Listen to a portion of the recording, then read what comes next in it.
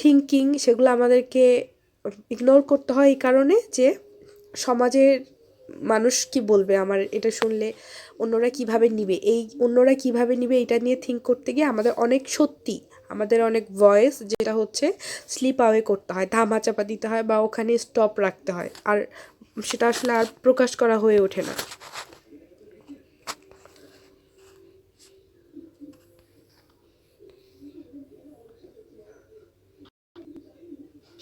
তারপর বলা হচ্ছে Emerson argues that people must embarrass nonconformity to recover their self reliance even if doing so requires the individual to reject what most people believes in goodness. তো বলা হচ্ছে যে মাঝে মাঝে অবশ্যই আমাদের, তো এমারসন বলছেন যে মাঝে মাঝে অবশ্যই আমাদের নন কনফর্মিটিকে এমব্রাস করতে হবে। মানে নন কনফর্মিটি মানে হচ্ছে যে সমাজের যে রুল রেগুলেশনগুলো আছে সেগুলোর বাইরে যে চিন্তা করা বা সেগুলোর বিরোধিতা করা, সেগুলো না মেনে নেওয়া।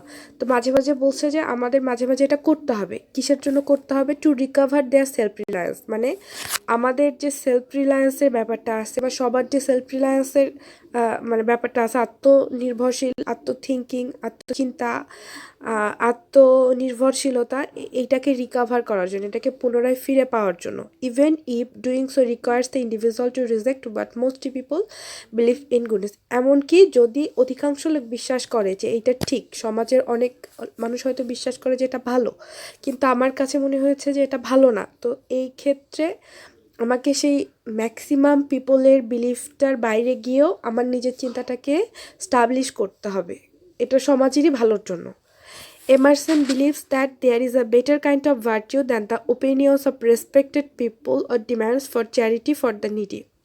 This goodness comes from the individual's own intention and not what is visible to society. তো আমরা সাধারণত জানি যে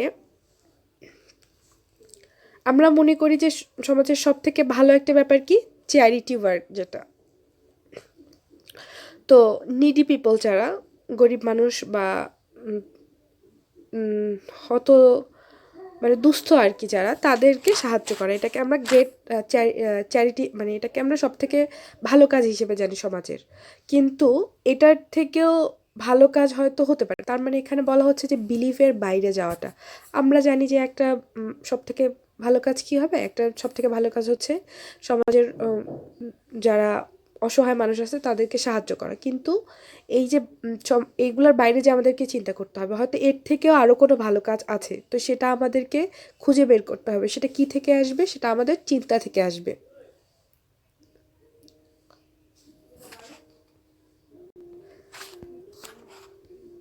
তারপর বলা হচ্ছে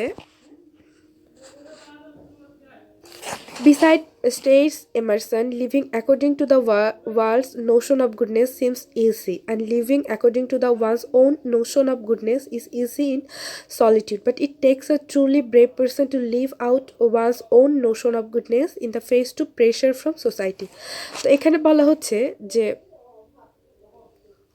এই যে সমাজের ভালোর সাথে ভালো মেলানো বা সমাজের ভালোটাকে ভালো বলা, সমাজের খারাপটাকে খারাপ বলে সমাজে আমরা খুব ইজিলি বাস করতে পারি, এবং সমাজের ভালোটার সাথে ভালো বলে না তাল মেলাতে পারলে আমি সলিটিউড, একা একা কোথাও গিয়ে এক্সাইলে যে বসবাস করতে পারি, অন্য কোথাও গিয়ে বসবাস করতে পারি।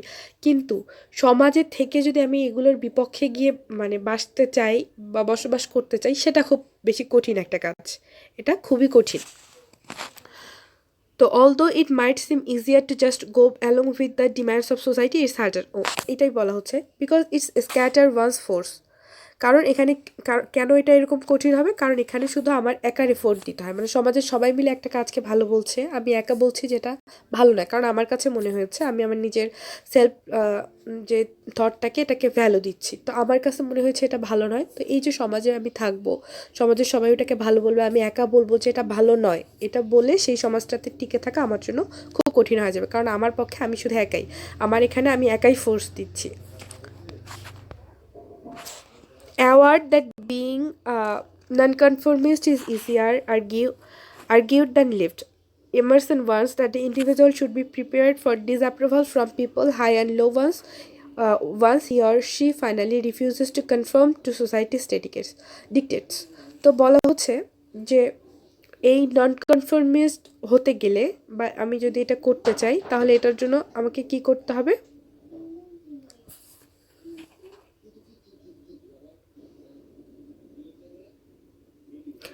তো এটা মানে নন কনফর্মিস্ট যারা যারা সোসাইটির রুলসটাকে বিশ্বাস না করে সোসাইটির বাইরে গিয়ে তারা একটু নিজেদের সাথে মধ্যে বসবাস করে, তাদেরটাও সহজ।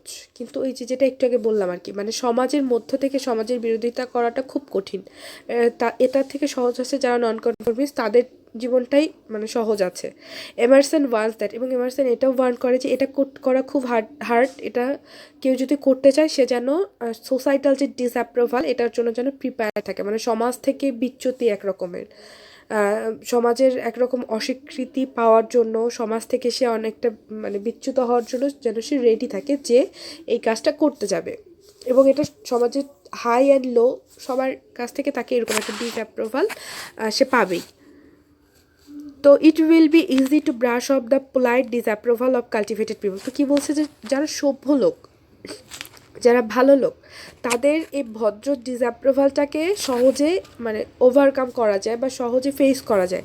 But the loud and rough disapproval of common people the move will requires all of the individual's inner sources of health. কিন্তু যাদের মানে যারা রাফ পিপল, যারা ভালো নয়, যারা অ্যাগ্রেসিভ পিপল, তাদের যে ডিসঅ্যাপ্রুভাল লাউড অ্যান্ড রাফ একটা কি বলবো মানে স্ট্রং ধরনের একটা ডিসঅ্যাপ্রুভাল, খারাপভাবে ডিসঅ্যাপ্রুভাল যেটা, এটাকে ওভারকাম করার জন্য মানে প্রচুর মেন্টাল হচ্ছে স্ট্রেংথ দরকার। এবং অনেক সময় ম্যাক্সিমাম ক্ষেত্রে যেটা হয় যে এটা অনেকে করতে পারে, এটা আর ওভারকাম করতে পারে না, তখন ততদিনে তাদের আসলে মেন্টাল যে স্ট্রেংথটা সেটাই ফেস ডাউন করে, মানে টোটালি শেষ হয়ে যায়, মানে তারা আসলে ফেইলিওর হয় আর কি।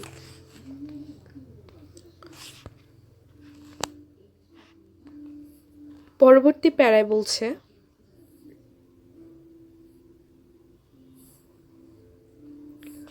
এখানে বলছে যে the other things Emerson sees as a road block to the would be nonconformist is the worse obsession with consistency.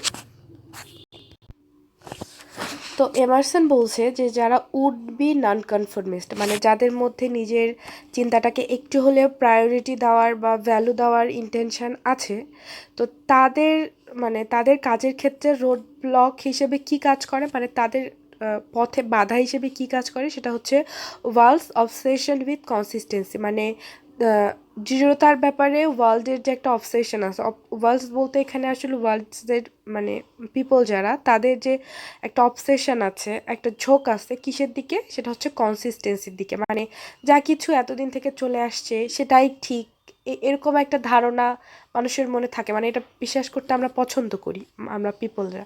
তো এইটা হচ্ছে এখানকার রোড ব্লক। কারণ কেউ যদি একজন এই চিন্তাগুলোর বাইরে যেতে চায়, আমাদের কাছে মনে হয় যে না, এটা তো নতুন চিন্তা, এটা হয়তো ঠিক না, আমরা আসলে নতুনটাকে অ্যাকসেপ্ট করা শিখি না। আমাদের মনে হয় যে আগে থেকে যেটা ছিল, আগে থেকে এটা এরকম ছিল, এটা আসলে এরকমই ঠিক। Really though, he argues, why should you be bound at all by your past actions or fear contradicting yourself? Emerson notes that society has made inconsistency into a devil and the result in a small-mindedness.